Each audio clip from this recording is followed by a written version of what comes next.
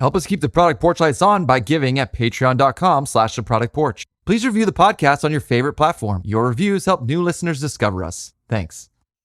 I feel like people are worried about, oh, that tool's not for me. That's probably for a coder. But these tools are for you. It really makes me want to grab my 11-year-old and see if they can do it. Oh, there's no doubt they can do it. They'll probably be better than you. Right. Probably better. That's true. Welcome to the Product Porch. I'm Ryan Cantwell. Today, Todd, Joe, and I are excited to have Zac Hays with us to talk about his team's 3-day AI design sprint that has turned product design on its head. Now settle in, folks, because on the Product Porch, every topic is a product topic.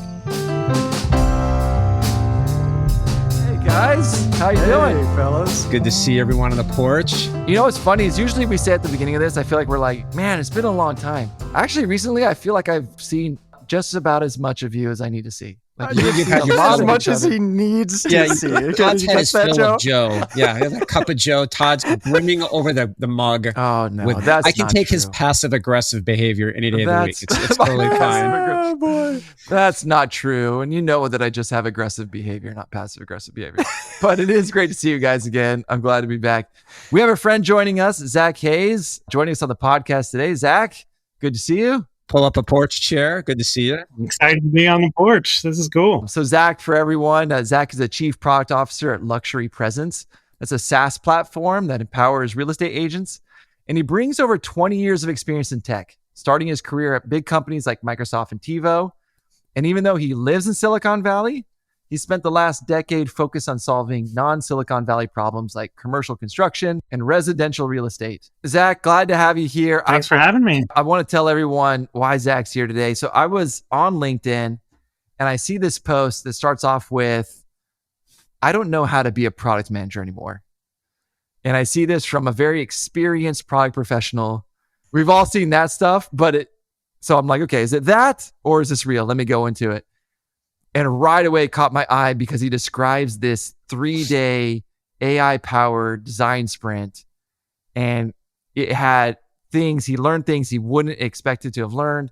So right away, I reached out to Zac, like, please tell me more about this. But maybe we can start off. I mean, it's a 3-day design sprint. You use AI through it. What inspired the idea to even try something like that? Yeah, it's a good question. And this only happened a couple of weeks ago. This is all very fresh. But a couple of weeks before that, I was out in San Francisco having lunch with our CTO, and we've both been doing this 20-ish years. And I said to him, I said, I don't know that our playbook is relevant anymore. And so what I meant is like, the playbook that we've done the startup thing a few times, and there's books I still recommend from people that are 10, 15 years old. If you're trying to break into product management, the Marty Kagan books, Dan Olson, my old exec coach, like all of that, all of a sudden I was like, wait a minute, is this all still the way? Because AI was changing things so rapidly. We were using it at work to do coding. We were using Devin AI. We're using all these things. I was like, it's going to change the process very quickly, and I don't know what that looks like. So we were just kind of going back and forth, and I said, have you tried these new prototyping tools? Like, this is the thing that really changed my perspective. It's not ChatGPT. It's like I sat down and I built 3 prototypes in an afternoon and just completely blew my mind. I was like, I have to get our teams trying this and figure out how to work this into our processes. Luckily, we had already planned this design sprint for this new product we're working on. And we've done this before. We followed the typical 5-day playbook. I think many people have done it, the traditional Google Ventures sprint book. And I said, okay, I'm going to, part of the outcome of this is to really develop a prototype and test it with real users. So I said, we're going to use this new AI prototyping software and we're going to come up with a great prototype. And then I was looking at the schedule, and day 2 of the normal sprint schedule is around sketching. And then day 3 is like stitching together a storyboard, and you kind of vote and you try to whittle it down to one storyboard, and then you build a prototype on the 4th day. I said, we can build a prototype in a few minutes. What do we need day 2 and day 3 for? So we just cut those out and started with prototyping, and we're thinking, what would this look like if we all built a prototype on day 1? And what would that mean for the rest of the process? And kind of went from there, and it was wild. We had 12 prototypes literally in a day. Everyone had their own, and then we had to combine and go from there. But it completely changed my perspective on how you can approach these problems from kind of starting at the end and working backwards, which was pretty crazy. Now, Zac, here's my initial reaction. You said everyone had prototypes. Can you tell us who included everyone? Who was on the team? Yeah, I think there's 8 of us, product managers, some engineers, some designers. So it was the full mix. And normally, it's the product managers are kind of driving the what and the why, and then design is really driving the next phase, and then engineering is trying to cobble together a prototype at the end. But we sat down, did the level setting stuff. Day 1 was similar to the normal playbook. And then we said, okay, go dive into a prototyping tool. Most of us used V0 from Vercel, but Bolt.new is another amazing one that we were trying out. And we said, you got an hour, go build a prototype, and then we're going to do show and tell. And everybody had a prototype. Some people had 2. It was amazing, like how quickly you can do this stuff. That's wild. Tell me about the process of the show and tell. How rigid were you? Did you only have 10 minutes? Like, show us what you got. How did that work? Yeah, we actually tried to cap it to 5 minutes, which was actually really compelling because you don't have to talk very much when you have a prototype to walk through. Like, there's not a lot of explaining. You don't really need the background. You don't have to imagine if. You just do a quick demo. And these demos were only 90 seconds each. And then people could ask questions about, why did you do that? Did you like that? Et cetera. And these just went very, very quickly. And we coalesced around 4 main ideas that kind of overlapped with each other. And we were easily able to distill that out to okay, there's some ideas in this bucket. And then there's clearly some ideas in this bucket. And we had 4 of those within an hour. It was pretty clear, these 4 trends that we'd already uncovered.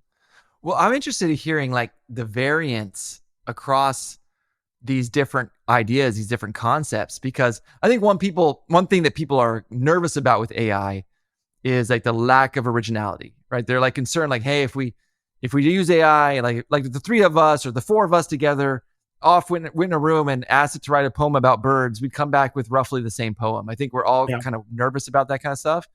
So I'm really interested, was there a lot of variability across these prototypes? And if so, how did you get to that variability? Yeah, they were all wildly different, which was kind of surprising because I assumed we all used the same types of prompts, but we didn't coach each other on what we were going to start with. So for any listeners that haven't tried these tools, it's just like ChatGPT to start. You start with a prompt. You can just say, hey, I want to build an app for guys sitting around their porch doing a podcast. And that's enough to build. It will build a prototype. It will fill in all the gaps and assume you want these types of features. And then it actually, once it builds its first version of it, it will say, here's some other things you might consider next. Are any of those interesting to you? And you end up having this really weird experience where you're not just spitting ideas at it and getting results. It's actually suggesting the ideas, and you're kind of saying yes to some stuff, no to some stuff, and it drives more of the conversation than you would expect. It is adding things that you hadn't thought of. And I think it's because of that we had wildly different prototypes, because everyone sort of had their own journey over not that long, an hour was all we spent. And I remember with one of mine, it just wasn't feeling right after a few times. And I just said, start over. Huh. And it literally deleted, 1,000 lines of code, maybe more. Oh my gosh. And I started over, and I had no attachment to this previous thing. I felt unburdened to start over. Did it throw a fit though? Did it complain and say, how dare you? I've been working on this. How dare you? I kind of wish it would just be like, man, I worked hard on that. No, but it was just okay, great. Let's start over. Yeah, let's do it. Now, Zac, was anyone apprehensive at this new approach? I was just thinking back to some of my own experiences. Someone could potentially look at this as well, that's my job. And now, instead of it taking a couple of days, now we're doing it in a couple of minutes. Was there any pushback from the team as you introduced this new process? What was that like? Yeah, I think everyone was skeptical, including me. This clearly was an experiment with some risk, but everyone was looking at it from a different lens. I think the product people that normally are kind of waiting around for design to do things and for engineers to do things, they were like, yes, I'm getting my hands super dirty. This is going to be great. Design was much more skeptical because they kind of saw the proliferation of all these not great UIs, but like really interesting ideas going across. And they're very different, wildly different. That's kind of one of the problems we're going to have to tackle. And I think design immediately was like, wait a minute, I'm going to have to be the one to sort of take all these and couple them into something final. I mean, then engineers it's not production worthy code. So it took them a while to kind of get on board with, okay, we're just putting ideas out there and they're all going in the garbage and we're going to learn a few things and validate a few things. But maybe none of this code ships. Maybe some of it does. Maybe we build it. You have to be much more flexible and the code becomes a lot more ephemeral than I think an engineer is normally used to. You mentioned some skepticism, even from yourself. I love hearing that. But as you kind of were sat there with your CTO thinking about our playbook doesn't work and we want to try something new, that team that you brought into this process, how did you bring them up to speed on how to use this set of tools that enabled this whole process that you went through? Yeah, I think that's the most mind-blowing thing about this whole process is the learning curve for these tools is nothing. It's if you can write a sentence, you're off to the races. And as much as I've told people that, like you really don't appreciate it until you do exactly that.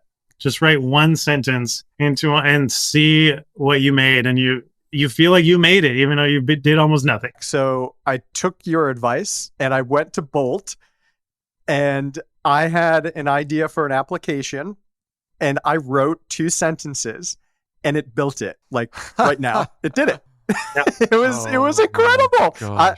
I will say, my mind was thoroughly blown. So Zach, my understanding is you can provide hex codes, like branding, like you can take screenshots of your existing apps. So that way, like the sketch that comes back follows some of your brand guidelines. So it isn't out of completely left field. Like you can give it some guidance, right? In terms of the styling, the font and all that, so that it feels more real versus a sketch. Yeah, and I think that's kind of the advanced mode. And we're trying to figure that out ourselves too, of how can you feed it your design system so that it comes back looking like your own app and your own UI. It's a little bit tricky. We're still trying to figure out exactly how to do that.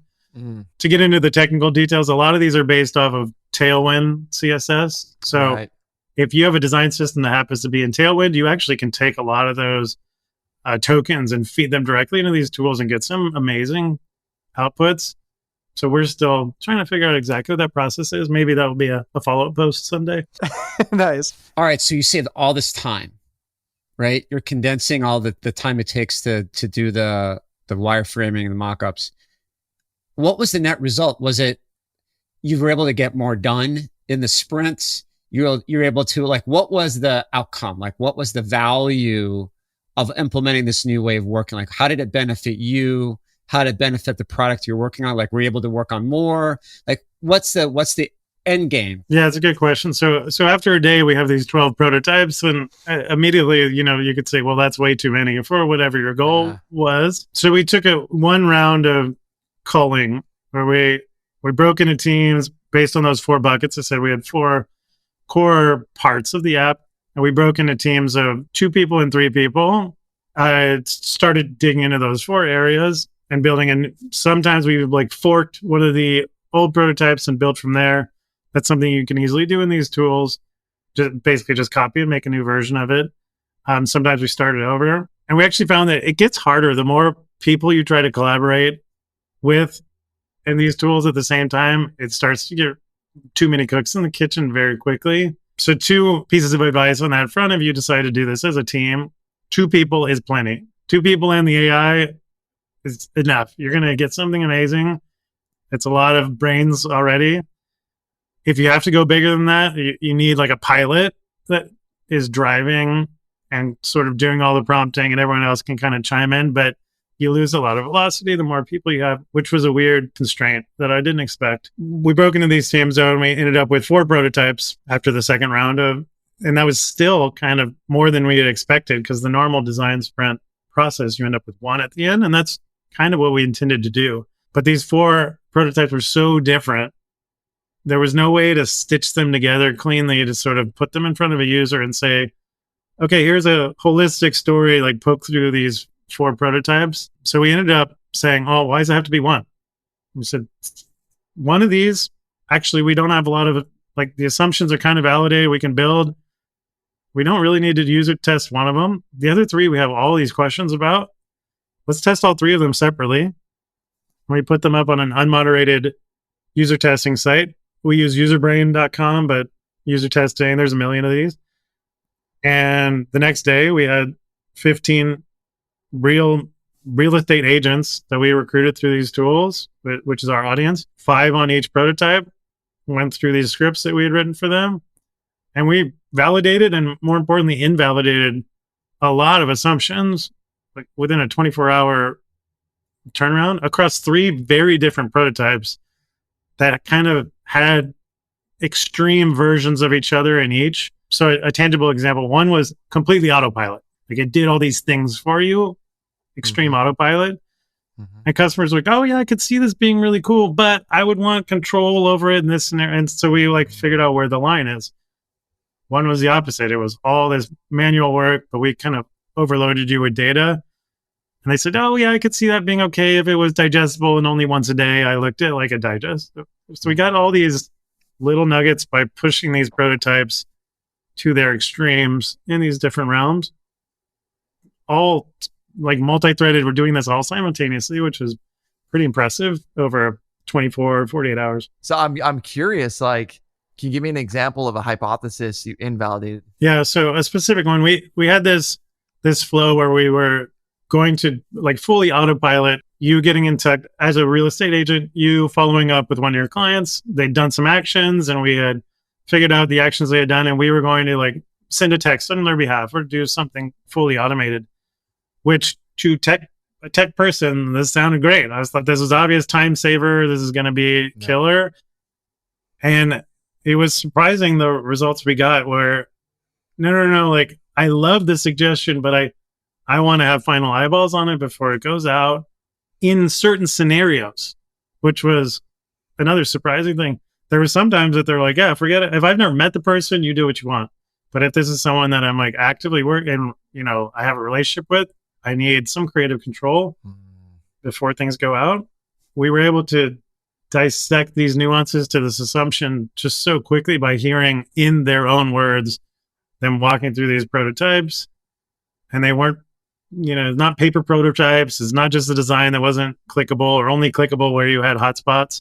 Yeah. They could go in the They can go anywhere. dark tunnels of this prototype and just talk what they were feeling. And then why do you say that? I mean, this is something we've talked about on the pod before, so I'd love to hear your opinion.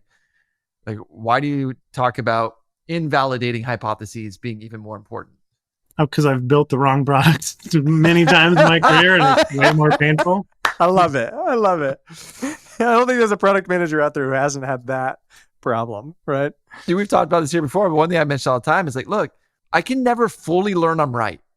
Like, I can learn that I might be right. I could be right. It seems like people like it. Like, but I can't fully know I'm right. I can fully know I'm wrong. Right. Yeah. And I love that. I can fully know, like, oh, we just should not do that. Yeah. Kind of just following this thread a little bit, Zac, you mentioned assumptions. Assumptions are so important. I'm curious how explicit assumptions were in the prompting that you... I'd like to say coming on the podcast, like, oh, we had it all dialed in. We had all our assumptions documented, but not at all, because we were such an exploratory mode and the prototyping tools are suggesting new features we hadn't even thought of. Yeah. And sometimes we had to be like, wait, that doesn't even make sense, and like tell it to remove features. So it was very ad hoc. And it wasn't until we had candidate prototypes that we were going to go test that we sort of dissected them with like, oh yeah, there's an assumption built in there and there's an assumption there. And we kind of reverse engineered it back to the assumptions that we were making through this creative process, if you can even call it that. Yeah. It's crazy because you saying that just made me realize, look back at Marty K and like look back at the old playbooks, right, that we go through in product.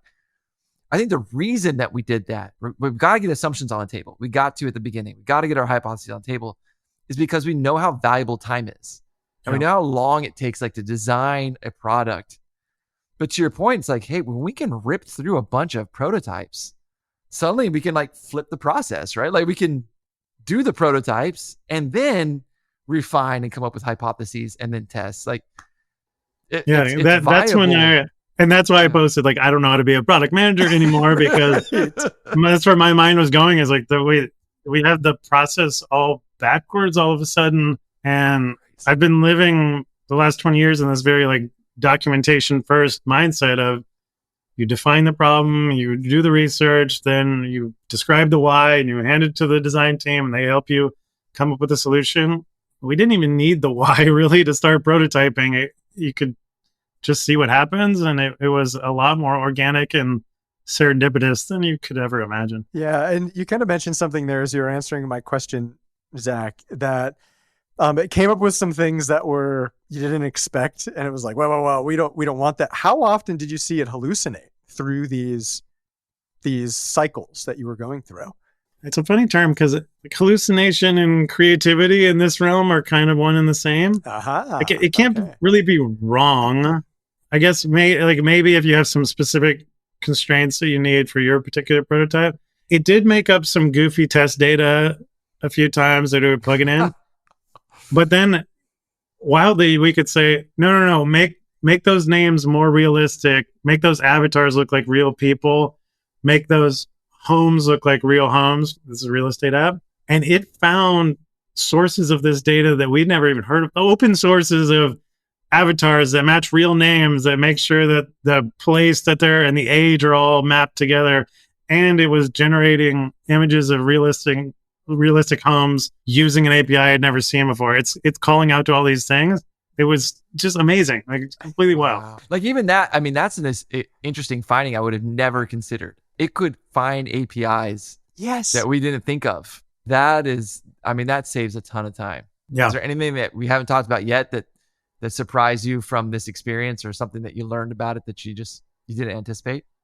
Something I hadn't anticipated, but is going to be a real problem for all of us with these tools, is it's really hard when you have 12 prototypes to merge them down to something usable. You can't say, take the best of A and this of C and this of F. I was thinking about that. It's not there yet. I assume sometime it will get there. The culling process was a lot more difficult than the creation process. Like, you can tell it to remove features, but you can't really start combining ideas from each other. The bigger and more complex the prototype gets, or the app that you're building, it starts to get more unwieldy. Like, you will tell it to try to remove a feature, and it takes something else out that you didn't quite intend. So there's a part where it starts to get hard and complex and big that I wasn't fully anticipating would happen so quickly, because you can get to that point in an hour or 2 hours. You've created so much. So this new way of working, right? This new design sprint approach, how do you think it changes the role of the product manager, or even some of the ancillary or complementary roles like the designer, the engineer? Like, how does this, because in the past, product manager brings the who and the why, and then they partner with engineering and design on the what and how, what and how, so to speak. How do you think this changes that structure, that ideology around the different roles within the product space? Yeah, I think the lines are getting very, very blurry between them.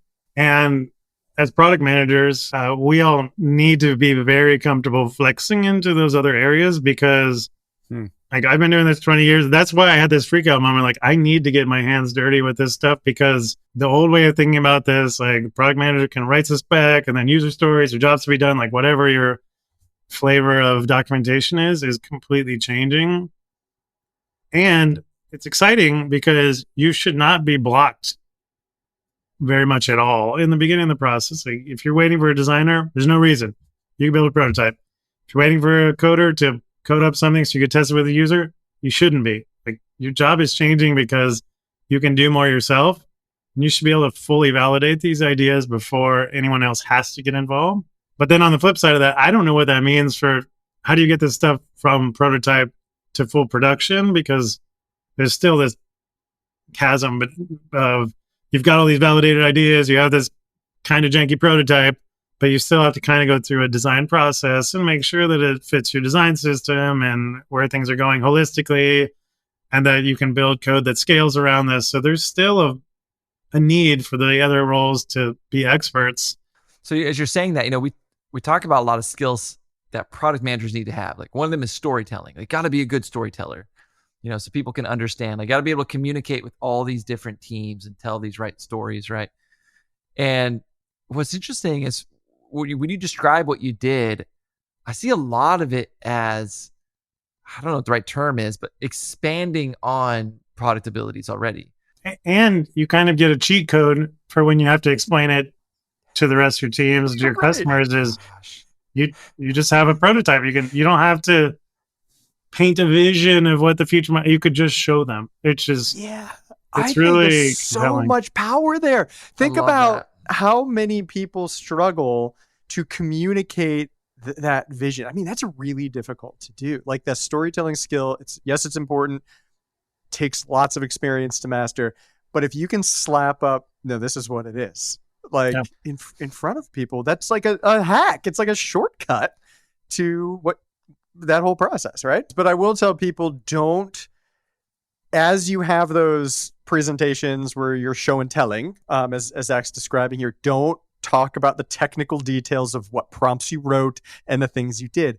Oh No, my gosh. talk about who it's going to impact. This is what we did. This is why it's important and who it's important for. And your story will be, oh man, you're gonna see results. Yeah, everyone else is going to go with a slide deck, and then you're going to walk in with this prototype and be like, man, here's our user. Here's a problem. Let me show you how we solve it. Click, click, click. There it is. Like, so much better. And even better, this was always true. Even better is having a real customer talking about while they are using your prototype. So with all these unmoderated tools, you can grab little snippets and they make it easier and easier using AI. So you grab a snippet of a real person suffering through a part of your app or getting really excited about a different part of your prototype. It's just so more visceral. Like, it really will resonate with your team way more than you writing a 2-page PRD or something. It feels like you're not a writer now.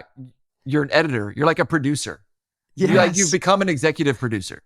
Exactly. So I'd love to talk some more about the impact to the product manager, right? Because we see this on LinkedIn today. There's almost a code red threat that AI is going to take our jobs and we just are going to be rendered useless, irrelevant. I'm curious about two things. I think we've touched them a little bit, but if we just bring it home, like, from your perspective, having gone through this, Zach, when you look at it, what are the principles or skills in product management that you think persist? Like, the ones that are like, these survive through like, these are still going to be important or even more important. And then maybe what are even some like the new skills that you see rising here that we should consider adopting as product managers? Yeah, I think a lot of the skills around finding the right problem to solve and why you should probably, like, that's not going away. So the front end of the process feels very much the same to get to this is the problem worth prioritizing.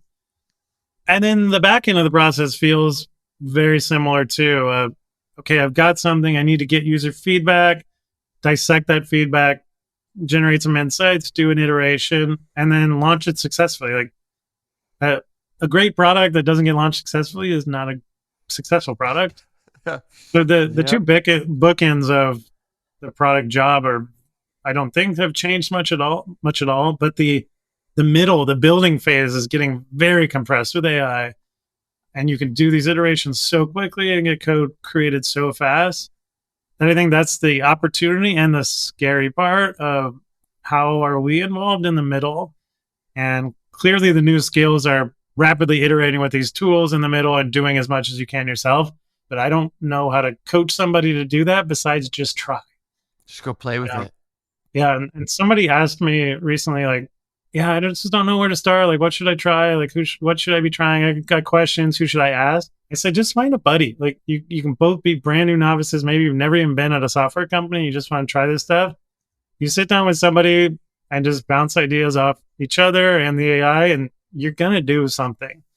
And you will have learned something throughout even if it's just an hour, and then recap what you learned with each other. It's a good hack to getting over that confidence boost, because most of these tools, I feel like people are worried about, oh, that tool's not for me. That's probably for a coder.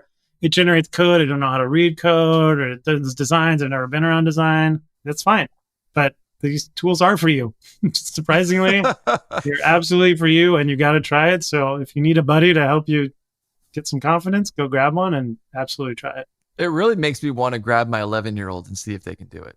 And just tell them there's no doubt they could do it. They're probably better than you. Right. Probably better. That's true. Yeah. He's going to take my job. Zac, I love that advice so much. I couldn't agree with you more that not only just trying things, like there's the old adage of like move fast and break things. And I don't think it's that as much as it is, don't be afraid to give it a shot. I mean, the risk is so low, right? And having companionship, I love the advice to have a buddy, to bounce ideas off one. I mean, Joe and I were speaking today, and we were talking about how much we value each other. And hey, I got this. What do you think? And not only, I think this is how people should look at it as we look at these AI tools, whether it's coding, natural language learning, like a GPT or something like that. They are like that buddy. They're the third member of the conversation, and it's just, now you have like somebody with you, another companion that's having that interaction together. And it's so cool. So cool. I don't know. I'm getting excited. You know what's funny? What this reminds me of? This is a silly story, but I'm gonna tell it anyway. This was maybe 10 years ago, and we're in a church leadership meeting, and we're talking about, hey, we haven't seen so-and-so in a while. What's happened to them? Are they okay? And I jumped on my phone and went on Facebook. This is somewhere between 2010, 2015. I jump on and I find, I'm like, oh, here's what's going on. Looks like they're okay. Look, this is what's going on. And someone jumped in and he goes, he's like, I love that, Todd. I love that you're using, oh no, it's funny. That's what it was. Cause then I found him and I was able to message him, and he goes, I love that you're using the new technology to stay in touch with people. It was like 2015. I'm like, I mean, new? I don't know this is new, but he was a much older gentleman.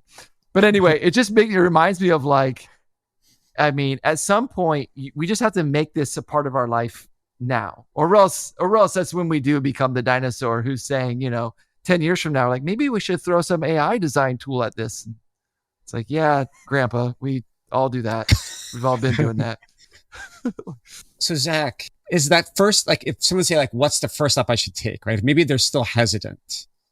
What's that first step they should take? How, the proverbial jumping in the deep end of the pool, what should be their first step or first toe in the water to get them comfortable with this new process? What would that look like? Yeah, I would say go to v0.dev or go to bolt.new, and there's a chat box. You don't even need to pay anything, and type in an idea and see what happens. And then you'll get it. That's enough. Put something in there and see what comes out the other side, and you'll be surprised for sure. I had, at this point, just read your post, and we had a back and forth, couple of messages exchanged. So you didn't have your playbook yet, hadn't read it. So I went to Vercel, did that, and exactly that. But I did it the way I know how to do things. I told it, here's my user. This is who they are. Da da da da da. Here's my problem I'm trying to solve. They are this. Da da da da. Here's my high level concept. It was a 1-sentence concept, but here's the kind of thing I want to do. Now, help me build this. Is that over prompting? How did you all, start with your prompting? Good question. That's not how I started. So it sounds like you're much more friendly with it than I am. But there was some times I was like, that's ugly, start over. And I would just, okay. We should put him in touch with Dean Peters. Dean will just yell at his GPT chat prompt. All right, I was thinking about this. Yeah, Dean is he's a little unfriendly, I'll say, with his AIs. But I don't know if you guys listen to the Guy Kawasaki podcast, Remarkable People. It's really good. I recommend it. Maybe we'll put a link in the show notes for that one. There was a recent one, and unfortunately I forget the fellow's name, but he wrote a book about AI, and they found through a study, the more polite you are with AI tools, the better results you get. Because it's like a real person. It's emulating us. So if you're polite, it lights up and it gives you better things, which is kind of interesting. I catch myself all the time. It's embarrassing, but I've just gotten over it and said, just get over it. I say, hi, chat. Hi, chat. Oh, I do. Blah, blah, blah, blah, blah. And then I'll also say, thank you. That was a good one. And like, I say thank you all the time. Oh yeah. I say good job. I tell them good job. Okay, let's like try to be nice. Although like this treat is it another, like an intern. yeah, this is another Dean tip. They work off scoring systems. If you tell it, like if you like it, tell it you give it points, or you're taking points away, and it responds well to that philosophy too. Interesting. Yeah. One hack that you can do though with these tools is use a different LLM to help explode your prompt. Aha. So if you go to like one of the reasoning LLMs like 0103 and say, here, I want to build a podcasting app for guys on a porch, it will explode it into here's all the things you could consider and ask you some questions.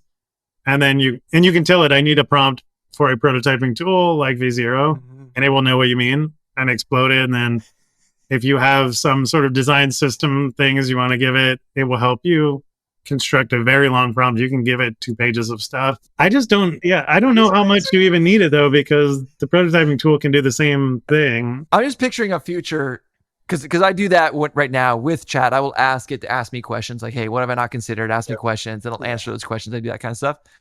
But I've thought about it before. I'm like, in the future, are we just gonna grunt at a voice thing? Like, are we gonna just keep going to finally I just go, me want app, and then it just knows what I want.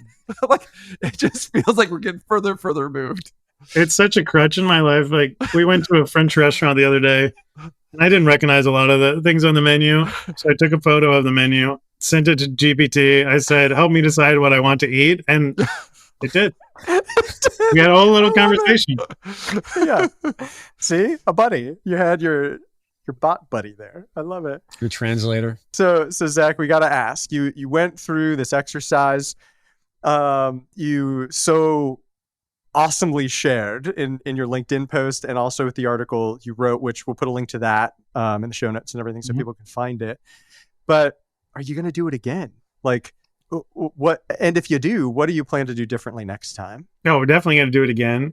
The next time, so I'm going to push ourselves, and I kind of wrote this in a follow-up playbook, to do the prototyping on the first day. Just get some prototypes out as fast as possible, and then make sure that we're only diving in with groups of 2. And so maybe even starting with 8 people was way too many for this type of exercise, because you really are limited on the amount of people that can work on a prototype simultaneously, and then try to get these usability tests up the second day so you can have results and do another iteration on the third day, which is kind of shaving a whole day off of the way that we approached it the first time. And I wrote that up in the playbook that you're going to share. That's how I would suggest you try it, is get a prototype done on day 1 and get it tested on day 2. And then you can respond to the results on day 3. We talked about the process is changing from all the old writing that the books we've read. Are you going to write a book now? I do not have aspirations to write a book, but if I did, I can tell you AI would probably have written most of it for me. Well, any other last questions before we jump into our key takeaways? I think I'm all good. Before we get into our takeaways, I'm sure after listening to this, people are going to want to get connected with you or be able to find your playbook and follow you. Where can people find you, Zac? LinkedIn's the best way. I'm easy to find on LinkedIn. Feel free to connect with me. And then that article that you mentioned of the playbook is also a LinkedIn article, so it'll be easy to find. All right, let's jump into takeaways. Who wants to go first? I can go first on this one. So what I'm taking away from this is, yes, I know there's a lot of uncertainty, and uncertainty causes fear when it comes to AI. But as I learn about experiences and the tools and things, Zac, like you're doing, and like I said, you're so wonderfully sharing with the world, it's something to be excited about, not scared of. Like, I think this is something that it's really enabling. Like, I love how you describe the bookends of product management and those skills, how important they are. And it's that middle that gets compressed. And I think it's empowering for people to hear that you can do it. Like, it's really not that hard. Just go try it. You can do it. And that's something to be excited about. And that's the big takeaway for me from this conversation. So my takeaway is going from the very beginning of this conversation. Like, how did we get here? Zac demonstrates an important quality in leadership. And that's humility. Like, we got to be humble enough at times to look around and say, hey, the thing I've been doing this in my career for 10, 20 years. Maybe it's time to do something different, try something new. Like, that's how we're successful in leadership, is being willing to be humble, recognize we can do things differently. I think my takeaway was your story about being a grandpa that only had heard of Facebook in 2015. The way that this is moving, like it's easy to fall behind and it's kind of scary, but the only way to not fall behind is to keep trying and keep talking about it with other people that are trying it. Find a buddy and hope for the best. Yeah, mine goes back to just taking risks, taking small calculated risks, getting uncomfortable. I think that's the only way we really grow as product leaders, is taking those risks and getting a little uncomfortable with something that we're not sure of. But to your point, just writing a 1-sentence prompt to get you further than you were a week ago, and then you can start to elaborate and get fancy with it. That's just, with any of these AI tools, you just got to take a shot and see what it's like, and get other people around you to understand the value of it. I love it. And Zac, I imagine after you went through this process, after the 3 days, you and your team leaving a meeting room and you're all like staggering, where it's like you've had a series of mental explosions that have happened. And I got to tell you, that's how I feel coming out of this conversation. I'm going to stagger away. Like, this has been amazing. Like, I got to tell you, I mean, I've learned a lot. I hope our listeners do too, but I can't express how much I appreciate you sharing your experience and you coming on and sharing it with us here on the porch. Absolutely. I'm so energized. This was so fun. Thanks for coming on, Zac. Really appreciate it. Thanks for sharing the playbook. Thanks for having me on the porch. It was fun. Yeah, you're definitely back. Write another playbook and come on again. You're welcome back. All right, y'all. See you around. All right. Thanks, guys. Bye. Safe, guys. Thank you for joining us on the Product Porch. We release new episodes every 2 weeks. You can also find us on LinkedIn for more content. We offer a special thank you to AJ and Jack Block here for the music. The views and opinions expressed by the hosts of this podcast are their own and do not represent nor necessarily reflect those of their employer.